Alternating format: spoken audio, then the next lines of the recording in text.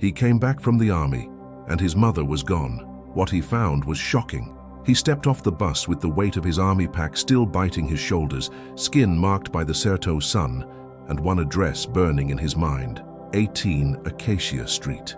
The house where he learned to strain coffee through a cloth filter and to blow twice before the first sip, because haste burns your tongue and your judgment, as his mother used to say. When he pushed the gate, he found a new padlock, the once lush impatiens burned dry, and a wrinkled note taped with electrical tape. Look for Walter at the garage. Rose's business. His heartbeat changed step. The smell of iron and diesel from the garage drifted from the corner, and with it a premonition of a life cracked open. The world he had hoped to slip back into like an old soft coat wasn't waiting. Something else had taken its place. He breathed, tasted dust, and when he lifted his head, a question cut straight through him. If the one person who kept you anchored disappears, how much of your identity are you willing to lose to find the truth? Can the truth demand that you give up your own story? In the garage, tools hung like keys in a tired temple. Walter, his mother's partner, wiped his hands on a grease-black rag and flashed a smile aimed more at the air than at Luke. "Well, look who's back, tough guy," he said, measuring him in inches of distrust. Luke said why he was there. Leave stretched just enough to see his mom, the ache to eat her feijão tropeiro, to hear the old AM radio humming in the kitchen, and then the word he'd avoided since the gate had to be said. "Where's Rose?" Walter poked his gum with his tongue, thought for a few seconds too long, and answered with forced nonchalance. "She traveled, went to see a sister in Arapongas. You know her, gets antsy, grabs a bus, disappears a few days." Luke stared him down without blinking.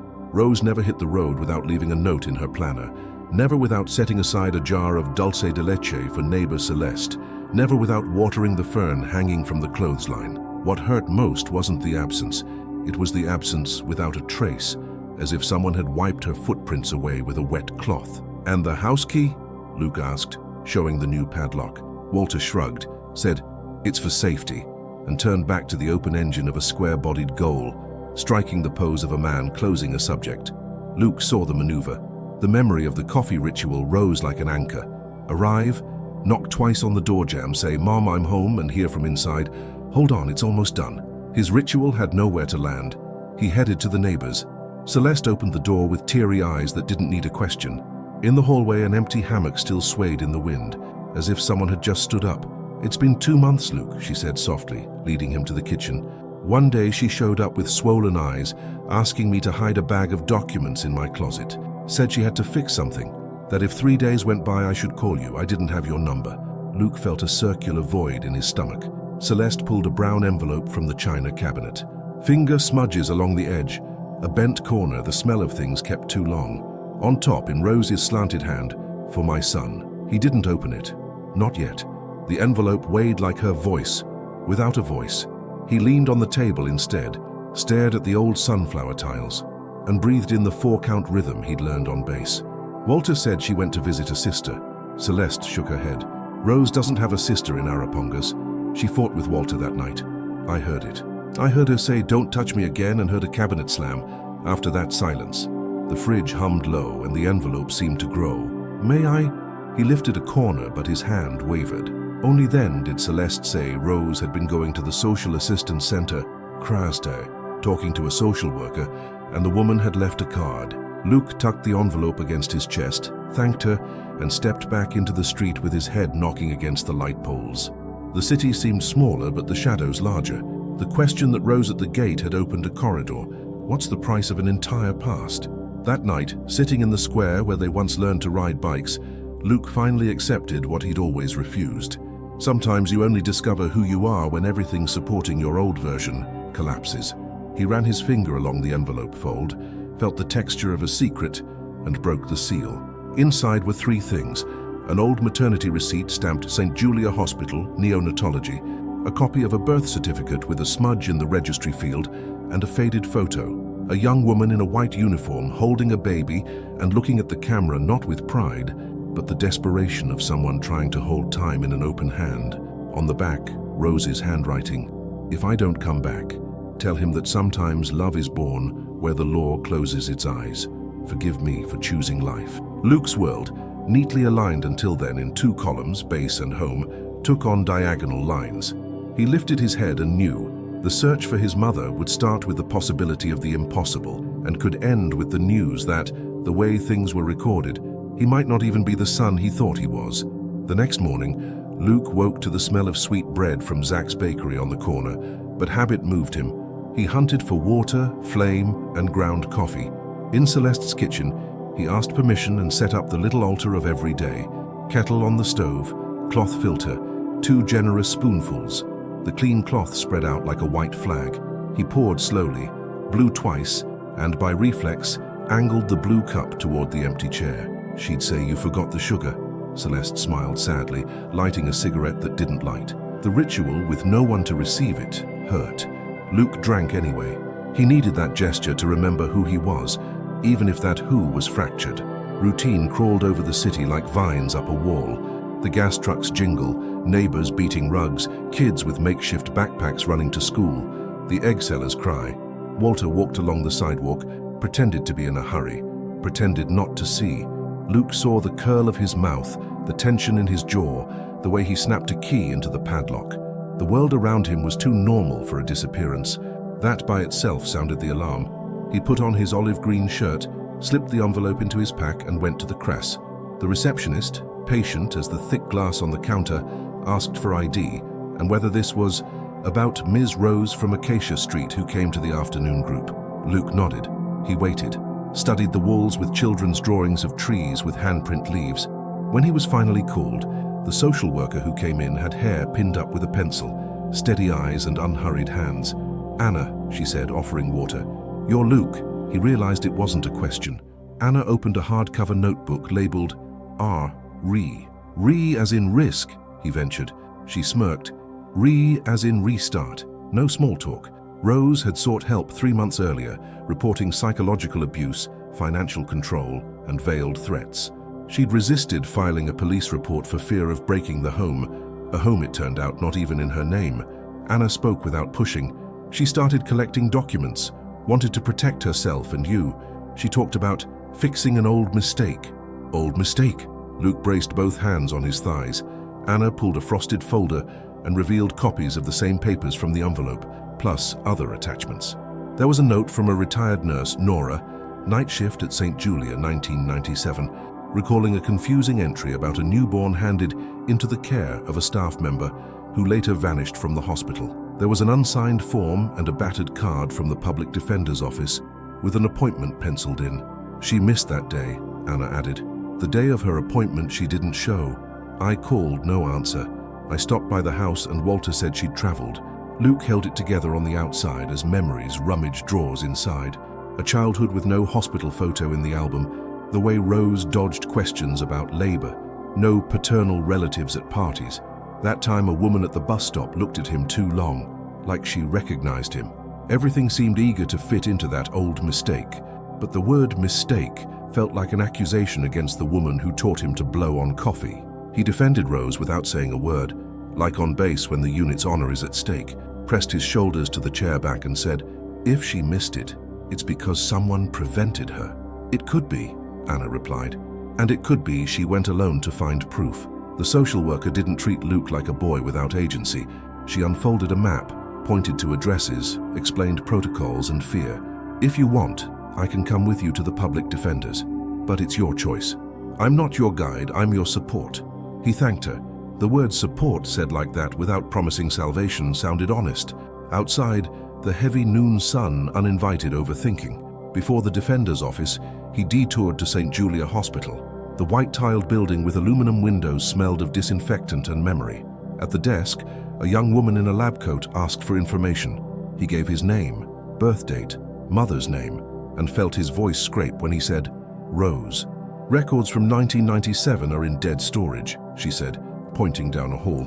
A thin man with a badge, Gilbert, Archives, led him to a basement stacked with boxes. Luke fingered labels like a man feeling trees in the dark. He found 2 boxes tagged NJ 1997. In the second, a slim file, male newborn, no live birth declaration. The yellowed page had blanks and a note stapled to it, released to Ms. RC, employee, social urgency. Luke took photos. His hands shook, but his fingers knew how to hold steady. Micro-evidence surfaced like fish in a stirred pond. He signed the archive log, noticed Nora's last name on another card, and promised himself the retired nurse would hear his voice that very day. On the way back, he stopped at the house gate again. Walter sat in a beach chair, chewing on a wordless indignation. "You've been poking around where you shouldn't, kid?" Luke held his gaze. This wasn't base, but it was combat. "Where I should poke around is exactly where it's my right," he said, and the sentence came out without rehearsal. Walter laughed without joy. "Right? You know how many payments I made on this house? You know who had your back when you went saluting generals? Me." The words thudded against Luke's chest and didn't go in. At dusk, on the same park bench, Luke opened the envelope again and, for the first time, read slowly the sentence on the back of the photo. "If I don't come back, tell him that sometimes love is born where the law closes its eyes." It wasn't a confession of a crime. It was a war declaration from a woman who made a family in defiance of a cold world. Anna's number buzzed in his pocket. She'd written it on a scrap. "I reached Nora. Tomorrow 9 a.m. she'll see you." Luke slipped the paper close to his heart, blew out 2 breaths of the missing air, and made the decision that dragged the rest with it. The next day, he'd hear the version no one had managed to silence. Nora's place was in an old complex with low sills and planters made from cut plastic bottles. She opened the door with the firmness of someone who'd cared for too many people to confuse fragility with kindness. White hair in a bun, veined hands, eyes that still took a temperature from across the room. "You're the spitting image of a baby I held on a rainy night," she said before. "Good morning." Luke swallowed. "I need to understand." Nora went to the kitchen, filled 2 glasses of water, and came back with a dark blue box. "I should have forgotten, but I kept it," she admitted, setting it on the table. Inside, clippings, photos, notes, the life of a hospital told by someone who wouldn't let it be lost. That night, May 2nd, 1997, we were short a doctor. A section of the corridor lost power, and there was crying to spare. In came a tiny girl, alone, eyes like a cornered animal, no one with her. I did what I could. Luke gripped the table edge. What was her name? Nora thought a moment. Martha, a minor. There was a good woman in uniform who cleaned the unit and held the baby when I had to suture another patient. Rose. Luke felt the name like a candle lit. Rose stayed with the baby in the break room. When I looked again, the girl had vanished. I went through the hallways up the ramp, calling. When I came back, Rose was there with the baby wrapped in a blanket and said, "I'll take him, Nora. I can nurse him. Here no one will ask anyone anything. At home I can ask. I'll ask God." "And you let her?" The question came out harsher than he meant. Nora didn't lower her head. "I was wrong, or I was right, the only way possible that night." There was no live birth declaration. The girl wouldn't sign anything. The father absent. If we called the police, they'd take the baby and throw him into an endless line. Rose promised to register him later, properly, when the dust settled. I said it doesn't work like that. She said, "Then come with me." Nora's voice wasn't seeking absolution. It wanted someone to hold the story with her. "Did you see Rose again?" Nora nodded. "She came back months later with tired eyes and a boy who looked like you. Said she got the certificate through a registry in the next neighborhood because here everybody knows everybody and tongues wag. She talked about her partner, Walter, who didn't like paperwork, who thought paper invites trouble. Hearing the man's name tied to doesn't like paperwork shifted something inside Luke. His mother's tiredness wasn't just work, it was guarding. Nora pulled another page from the box. "I wrote this in 2005 when I almost told a judge who came for a court outreach. I didn't have the nerve, but I kept it in case someone came looking. It was a signed account, dated, evidence." Luke took photos and thanked her, but didn't leave before asking the rest. "Did the girl Martha ever show up?" Nora closed her eyes. "Once, years later, a woman stood at the hospital gate and didn't come in. I recognized the eyes. She cried, handed me this paper with a scrawled phone number, and left. The worn slip had just a first name and an old area code that didn't even exist in that format anymore." "I'll go after it," Luke said, more to himself than to Nora. The nurse touched his hand as if discharging him from a long shift. "If you find Rose, tell her I still blow on the coffee twice to remember 97. The ritual reappeared in the story's undercurrent, like a password. On the avenue, heat pounded his skull. Luke stopped at one of the last remaining payphones and called Anna. "We've got a lead," he said. She didn't ask him to wait for permission. She asked where to meet. They found each other in the square, the almond tree's shadows scalloping the bench. Anna listened to everything and brought what the state could bring. If there are signs of a crime, we can involve the Women's Police Precinct and the Public Defender's Office for retroactive protective measures, but time softens evidence. We need more, not a cold shower. A map with rocks. Luke made another decision. He'd go back to his mother's house with or without Walter's goodwill. He found the gate with the same defiant padlock and this time didn't ask. He vaulted the wall like he'd cleared obstacles in training. The kitchen window gave with a shoulder check and a wordless apology. Inside, the smell of a sealed life, the formica table with heat rings, the tea towel embroidered, "God bless our home," the blue cup. He touched the rim with his fingers, searched. In the back of a cupboard, a shoebox bound with elastic. Inside, unpaid power bills, a small notebook in her hand, and a page folded so many times it was almost cloth. He opened it. Notes from appointments at the defender's office. Attorney names, shelter addresses, times. And at the end, one line, "If I disappear, don't give up on me." The front door slammed. "Walter, what are you doing in my house?" Luke turned slowly. It's her house. And until proven otherwise, it's mine too. The air thickened. Walter stepped forward 2 paces, then back 1, gauging distance the way you measure a punch. "You're going to make hell messing with the past. You don't know what you're getting into." Luke heard fear in his voice beyond the anger. "And where there's fear, there's a story. I just want to know where she is," he said, "and why she'd leave without saying goodbye." Walter opened his mouth and shut it. Blood rose to his face. His jaw worked on an answer that didn't come. "Look in the landfill of her memories," he growled finally, throwing the door open to kick him out. Luke left without turning his back. In the hallway, the embroidered towel hung like a flag over occupied territory. On the street, Anna waited across the way, discreet, not intruding. "You're at risk here. Will you sleep at a shelter tonight?" Luke shook his head. "I sleep where the smell tells me who I am." It was stubbornness, and it was roots. She sighed and offered a plan. "Tomorrow, 7 a.m., a public defender's office. Today you chase the woman who raised you. I'll chase the people who can protect you." And with a small, heavy gesture, she dropped a bag with 2 cheese rolls into his hand. "Eat. Truth needs glucose." On the sidewalk, chewing slowly, Luke felt more adult than ever, knowing the answer will hurt and raising your hand anyway. He caught a bus to the neighborhood of the registry where his certificate was smudged. He wanted to see with his own eyes who wrote his name crooked. He wanted to hear the middle-aged clerk with glasses on the tip of his nose offer the standard excuse. When he arrived, it was nearly closing time. "We don't keep records that old at the counter," the man said. "You have to request in writing." Luke did. The man didn't refuse. He delayed. Luke understood that sometimes the world doesn't lie. It wears you out. As he left, a woman mopping the lobby whispered, "Rose used to come here, sir. She cried without crying. Check the neighborhood bulletin board. Sometimes people who vanish show up between the lines." He thanked her. The phrase followed him into the night. Between the lines. The bulletin board hung inside Theo's corner market between guitar lessons, pallet jack for sale, and moving truck wanted. Luke ran a finger over sun-faded paper. Nothing. He was about to give up when he noticed behind a pizza flyer a yellowed scrap held by tired glue. "Looking for Martha, birth name, now about 40-45, son born May 1997. I don't want anything. I just want to say I'm alive." A phone number with 2 digits rubbed off. He felt a snap in his chest like finding a thread's end under a pile of clothes. He showed Anna, who had happened to pass by. Strategy, really. The instinctive legs of someone who knows where truth hides. 2 missing digits, we can try combinations, she said, practical. "I can call, but you decide if you want to hear first." "I'll call." Luke bought a prepaid card at the newsstand, scratched it with a coin, and sat on the curb, the phone in his hand like a passport. First combination, number doesn't exist. Second, voicemail. Third, a man picked up and hung up when he heard Martha.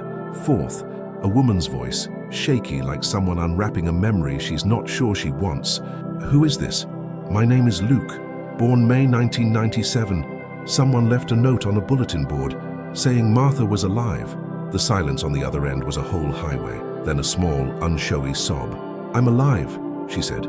"But are you who I think you are?" "I don't know who you think I am," he answered with an honesty that almost hurt. "I only know my mother, Rose, is missing, and there are papers that say the law didn't see what happened the day I was born." The woman blew out through her nose like someone holding their body together. "I'm not good with the past, sir. I was a kid. I was taken to St. Julia in the middle of the night. There was a man who promised me the world and took everything. I stopped counting days. When the baby was born, I ran. I didn't know how to hold anything. I only knew I'd ruin it. Rose looked at me like someone gripping a person on a cliff. I let her. You know Rose? She laughed without humor. I know courage. Rose has the kind of courage that doesn't yell. She showed up once, years later. The boy was bigger. She said she'd given my name to God. I said God doesn't answer the loud wrong kind. She shut me up with coffee. I ran again. Luke felt her laugh like a shard. Can you meet me? He asked. I can, but don't come alone, she said, mixing pronouns and urgencies. We meet in a place with people. That square with the bandstand. Tomorrow, 4 in the afternoon. When he hung up, Luke stared at the phone like you stare at a bridge finally spanning a river. Anna beside him didn't invade his thoughts with instructions. I'll be nearby, was all she said, and I'll let the defender's office know. You're not alone. The sentence carried care without taking away agency. Partnership, not rescue. That night, Luke went back to Celeste's. He poured coffee, slow, blew twice. I'm going to meet someone tomorrow. Someone who might know everything I don't, he said, watching the steam rise. Celeste did what neighbors do when there's no grand gesture, warmed milk and told him not to sleep on an empty stomach. If this story has put its hands on you, don't let go now, she murmured, as if to him and to whoever might be listening from far away. Because when we let go, the night grows. Through the window, Luke saw Walter leaning on his gate, eyes like a cornered beast. He didn't know it yet, but the man had also gotten a call that day. A collector demanding 3 late payments on the garage, threatening to seize his tools. Walter was an antagonist, yes, but not a cartoon. He had debts, fear, and the warped conviction that protecting what he calls mine justifies breaking things in the dark. And he'd realized Luke's return was prying open windows he'd spent years nailing shut. The next day, just before 4, Luke reached the square. The bandstand hummed with a marching band rehearsal. Kids ran with grape popsicles. On a concrete bench, a woman with dyed red hair, big glasses, and a floral tote stood as if afraid to sit in case she lost her nerve. Martha, he approached. She measured his height, jawline, and nodded shyly, as if saying yes to a sentence.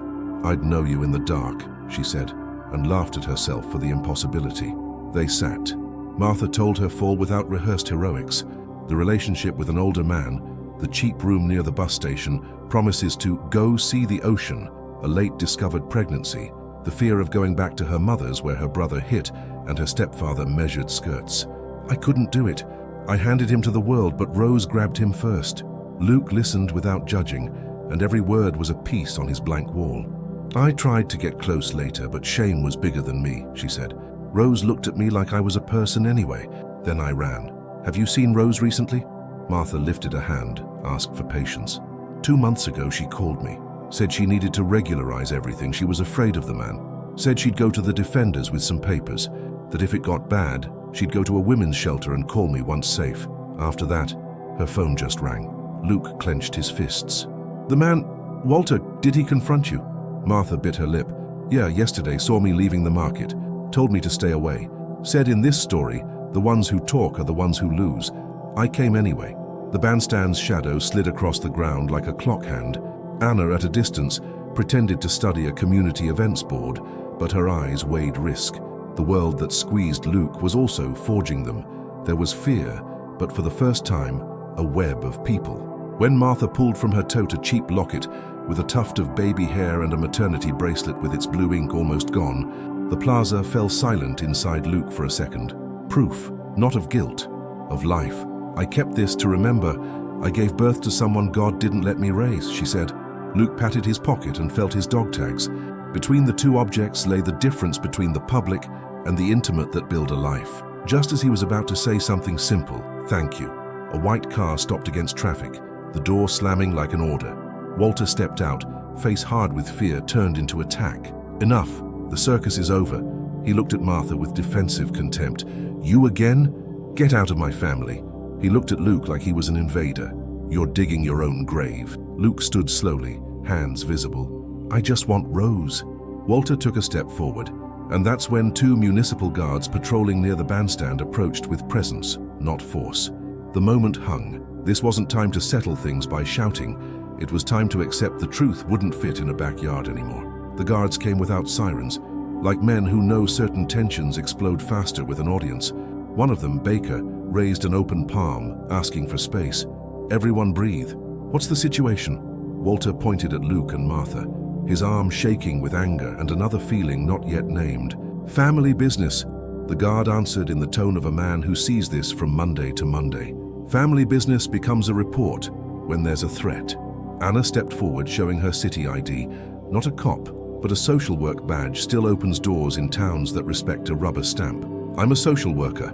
At the Crass, we have a missing person under follow-up and possible irregular records involving a woman named Rose. The word irregular made Walter jut his chin, as if pricked by a fencing foil. Irregular is you people snooping in my life, he shot back. Martha adjusted her glasses and stepped up, introducing herself. My name is Martha. I was treated by Nurse Nora in 1997. I have a maternity bracelet and can testify. Baker took notes. Luke showed document photos on his phone. The second guard, Sanders, scanned the small crowd forming a ring, assessing risk. We're going to the local precinct. All of you. Better than solving this on the bandstand. On the way, Luke remembered base. When the march falls apart, you return to basic step. He repeated his mother's mantra, blow twice, like he could also blow away impatience. The municipal van took the three. Anna drove her own car, calling the public defender on speaker. Lydia, it's Anna. That situation with Ms. Rose evolved. We're heading to the women's precinct with a possible aggressor and a key witness. The defender's voice was firm. Wait for me when you arrive. I'm filing for an emergency protective order. At the station, the clerk opened the system like someone pushing a heavy gate. Words turned into terms. Missing person inquiry, threat, obstruction of evidence, psychological violence. Walter, in a plastic chair, tried holding the world by the fists. I only changed the padlock. I didn't forbid anyone from entering, he argued. Without looking up, the clerk replied, if you're not the owner, you don't change a lock on a cohabitant's residence without consent. That'll get you a protective order. Cold and direct. Anna prepped Martha with short sentences, not putting words in her mouth. Martha told what she knew, showed the locket and bracelet. Nora, called by phone, agreed to give a statement the next day and sent photos of her notes. The detective, slipping on procedural gloves, archived the images in the system. There's substance, she said. The civil registry part we can kick to the DA's office. When it was Luke's turn, he spoke like a man who doesn't want to fail his own story. He avoided too many adjectives, gave dates, showed the house note, the papers, the hospital archive visit. The detective asked about Rose. Last contact, 2 months ago, according to the neighbor, and a recent call to Martha. The detective jotted it down and decided, we're issuing a search alert and a protective order right now to safeguard the house. If she turns up, she needs somewhere to return to without risk. Walter snorted, stomped his foot. You're going to put me out of my house? The detective corrected him. Out of Ms. Rose's house, while we investigate. The public attorney who'd come without ceremony appeared beside Anna. The institutional machine, slow, began to move. Lydia, the defender, arrived with the urgency of someone who knows invisible emergencies. We'll also petition for an emergency order, granting supervised access to the home to ensure nothing disappears. Paper vanishes faster than people. Walter rolled his eyes, but irony found no footing.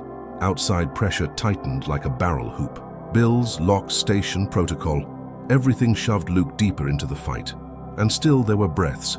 A loud water cooler in the hall, and Anna pressed a cup into his hand. If you want, I can send a note to your unit explaining the situation and asking for extended leave. Luke accepted. I'm not ducking this now. Real cost. The military doesn't treat absence kindly. Down the hall, Walter's voice carried, if Rose tangled with people who mess with paperwork, I'm not footing the bill. The phrase entered the report as an allegation about third parties. It sounded like an admission there were more pieces on the board. That night, a patrol car accompanied Luke back to the house to serve the protective order. Walter had to vacate for 48 hours pending a hearing. He stood on the curb with a clothes bag, chewing rage and fatigue. Celeste, at the window, crossed herself, not victorious but mid-crossing. When Luke stepped inside, he lit only the kitchen light. The tea towel hung in the same spot. He washed the blue cup gently, like preparing an altar, poured the coffee, blew twice, and this time said quietly, if you're alive, Mom, come back to the smell. It wasn't superstition. It was the only way he fit inside himself. Before sleep, his phone buzzed. An unknown number. "Is your name Luke?" He said yes. "This is Sister Joanna from the Casa Camino shelter. Ms. Anna gave me your contact. A woman named Rose stayed here last month. She couldn't remain, said she'd return. Her entry is incomplete, but there's a note in our book." Luke sat on the bed edge. "Can I come first thing tomorrow?" On the other end, the nun seemed to smile through her tone. "Doors open at 7. Bring faith." Casa Camino stood behind a soccer field where boys played barefoot. The painted walls with joined hands murals didn't hide the wear of women coming and going with plastic bags and short steps. Sister Joanna was tiny and kinetic, her worn habit begging a patch. She led Luke to a counter with a big ledger. "We write what we can, son. Name, time, a nickname, a half-written pain." She ran her finger along pages until stopping on a blotchy entry. "Rose slept one night, left this note for L. Said if anyone came, it'd probably be a tall young man with a soldier's bearing." The note, short, had the slanted hand he knew. "My son, I went to the place where it all began so I can end it without fear. If someone is handing this to you, it's because I had to go before seeing you. Don't bargain with people who buy silence. Look for Ms. Evelyn, the registry office in Villanova. She knows what I know. Blow twice and trust." It was signed simply R. Luke pressed the paper to his chest, like laying his face in his mother's palm. Again, the ritual appeared like an arrow. He kissed the note without shame and thanked her. Anna arrived minutes later, read the note without dramatics, already plotting steps. Ms. Evelyn could be the official who ran that office or a longtime clerk. Villanova is another neighborhood. Martha, notified, asked to come. "I'm not letting you carry this alone. If it's time to talk, I'll talk." Luke hesitated a second, not out of doubt, but out of a protective reflex. "It'll be daytime at a courthouse, Martha. With people." She nodded. "I know what fear tastes like, Luke. I don't need another sample." On the way, Anna's phone rang. The defender's office reported a court order had been issued to seal the archive at the registry where the certificate was smudged. "2 fronts, Anna said, driving steady. "If the truth is small, it fits on paper. If it's big, it leaks into corners." At the Villanova registry, a tarnished plaque read, "Evelyn Monteiro, Acting Registrar, Retired." But the desk was manned by a kid barely old enough to remember 1997. "Ms. Evelyn is at home. I can give you her address." Evelyn lived in an apartment that smelled of eucalyptus and cloth-bound books. She opened with a cane, eyes still sharp. "Miss Evelyn, I'm Anna from the Cras. This is Luke, Rose's son. We need your memory." Rose's name made her fuss with a plastic plant. "Old nerves. I can't erase certain nights even if I try," she said, inviting them in. They sat around a small table. Evelyn pulled from a drawer a fabric-covered notebook, the kind retired teachers turn into scrapbooks. In the late 90s, the registry office was under pressure. Big men asked for adjustments to give papers to children without them. I refused when I could, caved when I thought it would spare a bigger harm. One time, a young woman with a baby and a woman in uniform asked to register the boy. The uniformed woman spoke. The girl trembled. No father listed. I asked for a live birth declaration. They didn't have it. I should have refused. I said, "Come back with the form." A few days later, a man showed up. The man. Luke leaned forward. Evelyn nodded. Short, belt leather fraying his shirt, honeyed voice I learned to fear. Said he'd get the form off the books, and I only needed to fill things in. I didn't, but someone at the office did it behind my back, using my stamp that had been left out of place that day. When I realized, I tried to slow things and correct the record, but the certificate had already been issued. I went to the hospital and found no document. It was as if that child's life had been born in a shadow. Anna wrote everything down. Not yet a formal statement, but a seed. "Do you remember the man's name?" Evelyn narrowed her eyes. "They called him Cass. Talked up everyone. Knew the cops. Knew half the town's debts. If anyone messed with paperwork, it was him. And he and Walter knew each other from the bar. I can't swear he handled your case, but I can swear he haunted cases like this."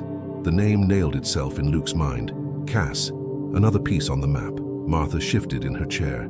"That man once took me to sign a paper in a room I can't even place. Said it would fix things.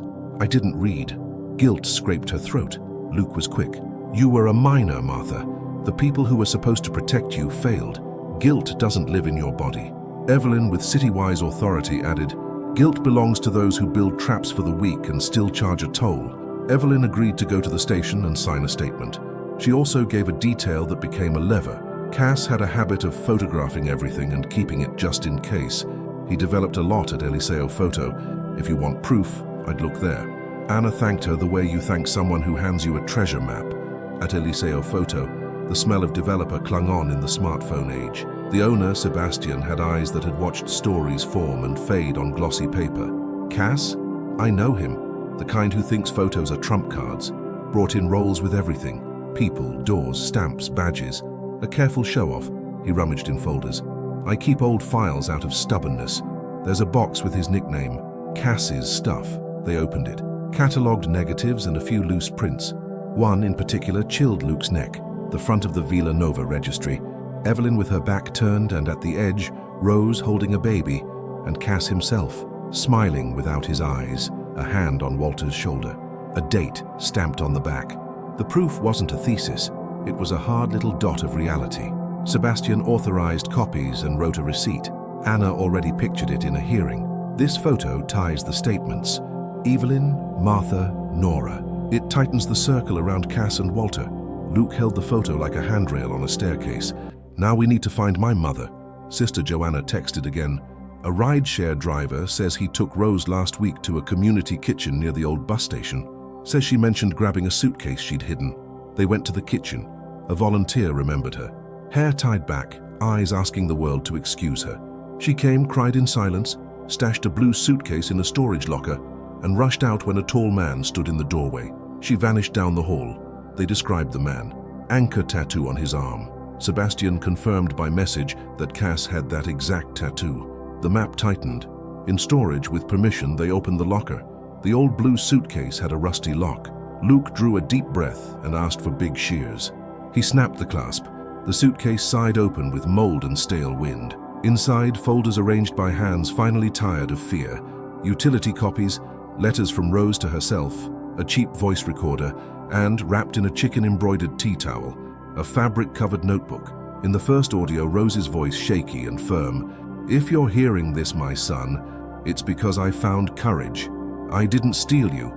I chose you when nobody wanted you. I was reckless with the law, obedient with love. The one pressuring me to regularize it was Cass, and the one who thinks paper is just decoration was Walter.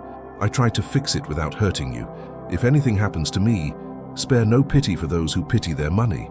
Anna swallowed hard. It's the proof that gives flesh to the words. The volunteer brought water. Martha leaned on the wall, breathing with a hand on her chest. Luke gripped the recorder like holding his mother's hand. Mum, we're going to find you. On the second audio, the missing piece, I scheduled with Ms. Evelyn and the Eliseo photo guy to pick up the pictures. Cass found out. He said, who messes with papers sleeps in the river. I hid at Casa Camino. If I don't come back, my place is where you can see the whole city. The Christ Overlook, Sunday 3 p.m. I'll tie a red ribbon on the railing. The ribbon, a new ritual layered onto the coffee, a guide, a password. Luke checked the time. 2 days until Sunday. Pressure now had a date and hour, and in the kitchen's shadow he understood. The hard choice was coming fast. Protect himself and hope the state resolved it, or go public, risking it, and demand the truth with everyone watching. He chose the street. Sunday we climbed to the overlook. It won't be a trap if the city becomes a witness. Anna agreed, but set guardrails. Coordinated with the police, we don't throw anyone to the lion on blind faith. Luke nodded. Faith with protocol. Sunday, the city climbed slowly to the overlook like on New Year's Eve without the party. Christ's open arms seemed to ask if there was room for one more pain on his shoulders. The red ribbon was there, tied to the railing, trembling like an exposed heart. Luke arrived early with Anna and Martha. Nora met them later, brought by her son-in-law. Evelyn came leaning on her cane, no theatrics, scrapbook under her arm. Lydia from the defender's office and 2 plainclothes detectives posted themselves like silent honor guards. Celeste, at the limit of what a neighbor can bear, carried a tin of sugar cookies wrapped in a tea towel. For later, she said, not knowing if there would be a later. The overlook square slowly filled with curious onlookers. The red ribbon looked like a verse. Luke ran a hand over it and closed his eyes for a second. Mum, no answer. The wind lifted hair. A dog barked. A driver who'd seen Luke at Casa Camino pulled up, gave him a chin-up nod that said, I see you. That's when a car climbed the hill too fast and skidded into a spot. Cass stepped out, the anchor tattoo shining with sweat, eyes tallying exits. What's this circus? He said, spreading his arms. You praying to a ribbon? The crowd murmured. Walter came a bit behind, pale from a sleepless, debt-sick night. "You're sticking your nose where you weren't invited, Cass," he growled. Bravado from a man who knows the size of his hole. Anna took one step, her small body turning into a wall. "Gentlemen, there's a protective order in place, an active investigation, and witnesses present. Any threat will mean arrest in the act." Cass laughed with contempt, fiddling in his pocket like threatening a gun he didn't have. "Witness to what? Gossip?" Nora lifted her chin. "To a hospital night, son. To a baby handed over in despair you tried to turn into merchandise." The word merchandise hit the ground like a stone. Lydia approached with the serene aggression of someone fluent in the law. "We have photographs placing you at the registry on that date. We have audio with your name. I suggest you keep your distance." Cass read the field. The plainclothes officers showed themselves just enough. Walter looked at his friend like asking for a route. Cass returned a look dripping disdain. "You got tangled up in feelings, Walter. I'm not babysitting a man in love with possession." Luke kept his hands visible, breathing in bass rhythm. "I just want Rose," he repeated. "I know she marked this place. If she doesn't come, I'm going to say her name loud until the whole city helps look." A man in a worn cap came forward, voice low. "I saw a woman like that, hair tied back, here last night before dawn. Left the ribbon, said she was afraid of bad people. Took the 4 a.m. bus with a small bag." The map got an arrow, pre-dawn bus road. In the middle of that crossed arms geography, a teenager sprinted up the sidewalk, tripping over her own sneakers. She handed out flyers at the bus station. "Sir, the sister sent me. Rose is at the terminal in the industrial district right now. I ran." The sentence hit like a good siren. The group moved. Cass, quick, piled into his car. Walter hesitated a heartbeat, weighed the advantage, climbed in too. The officers, already alert, radioed patrol. The terminal reeked of diesel and old pastries. On a steel bench, a thin woman with hair pinned by a pen stared at the floor like trying not to call destiny by name. Rose. When she saw Luke, she tensed, then softened, as if finally allowing the embrace penciled into her heart's calendar. He didn't run. He walked to her, stopped half a yard away, and said the one word still wholly his. "Mom." She lifted her face, eyes counting nights. "My son." Their touch had missed 20 years and 5 days. The whole city seemed to hold its breath before letting go. No time for contemplation. Cass's car screeched to a stop. He jumped out, scanning cameras, guards, exits. "Come on, Rose. We settle this at home, away from vultures." Walter, beside him, tried to puff up, "Come on, Rose." Saying her name in public like she was an object lit something ancient in Rose. She stood, short and upright. "Home is a place where I'm not afraid of the sound of keys." The sentence swept the platform like a broom clearing the floor. Cass fainted a step forward, the plainclothes detective shadowing them since the overlook laid a hand on his shoulder. "Sir, stand still. You're being detained for making threats and taken in for questioning about document fraud and witness intimidation." Cass tried a half step, but the city's gears had already bitten his ankle. The teenager's phone camera was rolling. That light saved bodies in that instant. The lens blunted the pull toward force. Walter, now with nowhere to put his arm, looked from Rose to Luke and, for the first time, said something human. "I don't know how to live without what's mine." Rose answered with the calm of someone tired of fear. "That's why you never learned to live with people." No shout, but it cut. Police led Cass to the cruiser.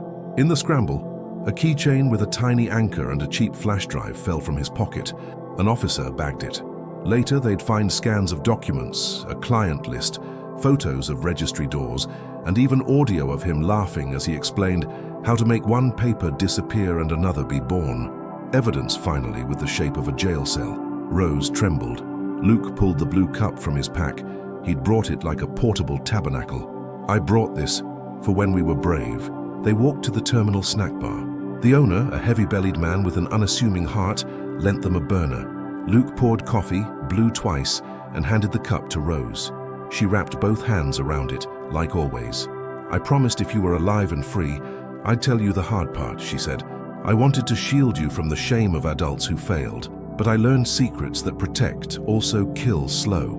Right there between bus noises, she told the missing version. How she met Walter when he fixed a hospital water pump. How he looked like a savior and became the doorman of fear.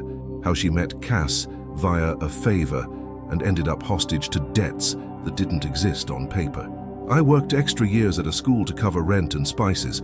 and still I always owed something. I tried to fix your certificate without staining your name. They stained mine. Luke took her hand. We'll clean it together. Anna nearby conducted logistics like a conductor. Station now reinforced protective order, forensics on the flash drive, notice to the DA, and tapping the support network for Rose if she needs it. The defender scribbled what would become a motion. Nora and Evelyn steadied each other in silence. Martha cried, but it was the kind that empties the chest. Celeste arrived with the cookie tin. I brought sugar. I always thought that's what would be missing. Rose laughed from somewhere deep, like someone stepping home after decades.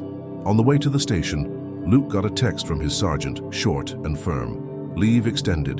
Come back when you can and when you're you. He read it aloud. Rose rested her head against the window and for the first time slept 15 straight minutes. When she woke, she signed her statement like someone notarizing her own life. At the initial hearing, Cass tried theater. Called himself an entrepreneur of solutions, said he. Helped regularize those forgotten by bureaucracy. The judge, used to smooth-talking grifters, asked them to play the flash drive audio. Cass's own voice convicted him. Preventive detention for threats, witness tampering and evidence of fraud. Walter would answer free pending trial for psychological violence, unlawful appropriation, and patrimonial fraud, but under strict restraining orders and an ankle monitor. The town murmured in its plazas. Not a soap opera happy ending, consequences. The house on Acacia Street took back footsteps that knew where the floorboards creaked. The padlock was replaced, this time with keys in Rose's and Luke's hands. The protective order taped inside the window was simple paper, but it made the air feel more breathable. Celeste lent her big pot. Nora brought bread. Evelyn, plastic flowers for the china cabinet, until the real ones arrive. Martha, an apron printed with oranges. Anna slipped a folder onto the counter, a schedule of services, temporary benefits, follow-up dates, and on top, a note. With a net, the fall hurts less. Luke lit the stove. The ritual returned whole, now with a small audience. Water on, measure the grounds. Pour, blow twice. Look at Rose. There's sugar, he said, smiling. She took a sip and cried noiselessly, like water finally coming back to the body. The same coffee wasn't the same. It tasted like signed paper, returned keys, fear set outside the door. The ritual had come back transformed. In the following days, life took its time becoming anything like normal. The defender's office worked to regularize the certificate. A declaratory judgment recognized Rose's socio-affective maternity and recorded the history, with explicit mention of the exceptional 1997 night. It was written that love can found kinship too, and that the state sometimes arrives late, but must arrive. The last name stayed the same. The letters weren't the point. The story finally told right was. Walter tried haggling with guilt and the judge. He ended up accepting a deal with permanent removal, damages for moral and financial harm, and mandatory participation in programs for men who commit violence. Not movie villain treatment, a bill to pay. Cass remained jailed during the proceedings, and the flash drive evidence led to an operation that dismantled a small ring of document fraud. None of those names made national headlines, but the relief echoed in registry offices where small folks get lost. Martha joined a Saturday mothers group at the Crass. She started night classes. One day she appeared at Rose's with a plant in a cut bottle. I don't know if this counts as reparation. I only know I want to walk with you, the right way. Rose embraced her, not as an adoption, but as a place given and received. A path needs more than 2 feet. With Anna and Lydia, they signed a recognition of effective ties that basically said, when blood fails, life steps in. Luke went back to base with a folder. At a graduation for a new class, he was invited to speak 3 minutes on discipline and family. He said, looking at the straight horizon, that discipline isn't just a made bed. It's learning not to flee hard conversations and remembering to blow twice before answering the world. He didn't tell his story in detail. He saved it for those who mattered. But at the end, he asked the commander's leave to read one line. If you know someone who is afraid inside their own home, ask for help. The first step might be just to say out loud, I need it. The hard room moved 0.5 millimeter inward. It was the organic, possible call to action in the pause between anthems. On a bright morning, Rose and Luke went to the Overlook. The red ribbon still danced, now faded, a reminder of a password that opened a door.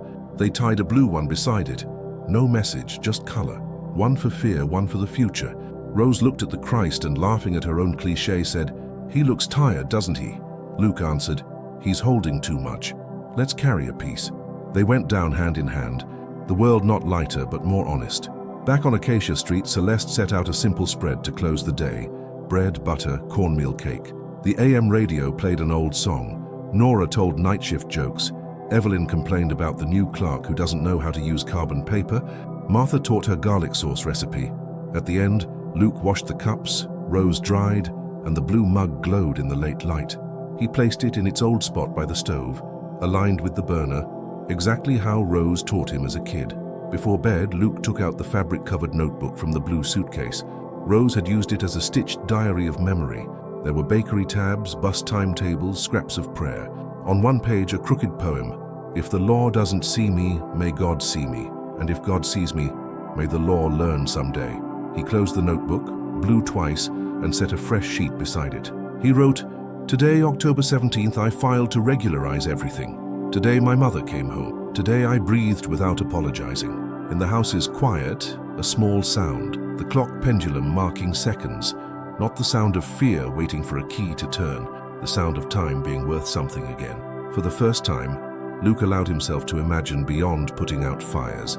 Maybe an EMT course to understand from the inside what Nora always knew, or a transfer request to keep him nearby for the coming months. Rose thought about picking up shifts at the school and maybe one day opening a tiny coffee shop, the place of the embroidered towel, cloth filter coffee, and handwritten notes from people who need a warm word. Months later, when the case ended with a favorable ruling and life had found a rhythm, Luke and Rose returned to the square where things began to untangle. There was the bandstand, kids with popsicles, regular folks who didn't know, and that was fine. He bought 2 cheese rolls from a cart. Rose, holding the warm bag, said, "If you ever have a child, don't hide the hard part." Luke agreed. The hard part is the only one that teaches you to blow. They walked home slowly, like people unafraid of being late. In the kitchen, they repeated the gesture that was no longer a plea, but a celebration. Water on, clean cloth filter, 2 spoonfuls, the dark stream writing itself down, blow twice, the blue cup passing hand to hand, and in the window, the street where the lock no longer trapped anyone inside. Outside, the world kept its noise. The egg seller's call, the gas truck, a dog's bark. Inside, peace drafted with much error and much correction. Not a happy ending, just life handing out consequences. And though no one there was a saint, everyone, in their way, had learned something about what matters and what doesn't. If you've come this far and recognized pieces of yourself, know this: asking for help is no shame. It protects. Look for an Anna nearby, a social assistance center, a public defender's office, a shelter like Casa Camino, a neighbor Celeste, a Nora, an Evelyn. Sometimes the city is full of arms just waiting for someone to say, "I need help," and after, make some coffee, blow twice, and leave the door ajar so love can find its way back.